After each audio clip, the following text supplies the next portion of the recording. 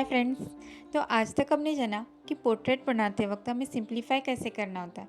Simplify करके हमें hello मतलब हाइट लेंथ और विड्थ के अकॉर्डिंग हमें उसकी मेजरमेंट कैसे करनी होती है, एक फेशियल स्ट्रक्चर कैसे बनाना होता है। ठीक है, तो अगर आप ये जो समझने इतना सब समझाने के बाद भी आपको बहुत मुश्किल लग रहा है कि मैं नहीं बना सकता या आपको कॉन्फिडेंस बिल्डअप नहीं हो रहा, तो आपको मैं यहाँ पे एक इजी और सिंपल सी टेक्निक बता रही हूँ, एक्सरसाइज।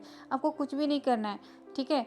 जो भी आपके पास न्यूज़पेपर पड़ा हो या जहाँ पे मैं ऐसे दिखा रही हूँ, यहाँ पे इस तरह बस आपको एक पेन लेके सिंपल सी उस पर आउट जो स्ट्रक्चर्स हमें दिख रहे हैं उस पर मार्किंग करते जाना है।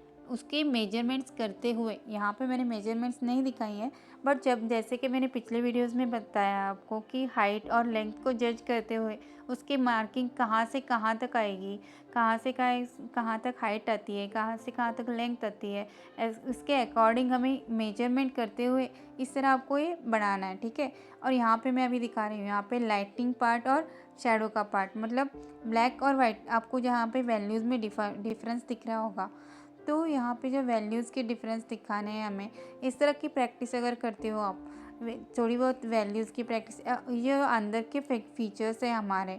ठीक है, आईज नोज लिप्स के साथ साथ जो कर्व्स होते हैं, जो वैल्यूज़ होती हैं, जो भी सिंपल छोटी छोटी लाइंस होते हैं, उन्हें हम इस तरह ड्रॉ करते हैं, तो किसी भी एक पोर्ट्रेट की फेशियल फीचर्स हम बहुत इजीली समझ पाते हैं। ठीक है, और जब हम समझ पाते हैं तो जब उसे बनाने में हमें बहुत आसानी होती है। जब भी हम बनाने लेंगे तो ये पॉइंट्स हमें बहुत इजीली समझ आएंगे, और जहाँ पे भी जो भी हम बना रहे हैं उसे एक बात आपको ध्यान रखनी होगी कि सिंपल और स्ट्रेट लाइन में बनाना है। ठीक है, कर्व्स पे बिल्कुल भी ध्यान नहीं देना है।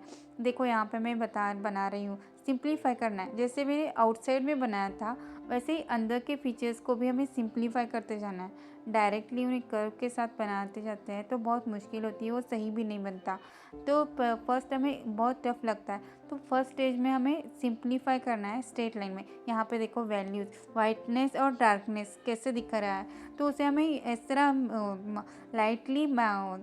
लाइटली शेड करते हैं, स्केचिंग हैचिंग करते हैं, तो हम समझ पाते हैं कि हाँ वैल्यूज़ यहाँ से यहाँ तक आएगी, यहाँ से लाइटनिंग का पार्ट है और यहाँ पे डार्कनेस का पार्ट है। तो इसे समझते हुए हमें बहुत आसानी हो सकती है। और अगर इस तरह की प्रैक्टिस करते हैं हम, मतलब प्रिंट आउट पे मार्किंग कर रहे हैं, अगर पेन से आपको टफ लग रहा है तो आप स्केच पेन भी यूज़ कर सकते हैं। इस तरह की प्रैक्टिस से हम एक पोर्ट्रेट के ड्राइंग के लेवल को समझ पाते हैं।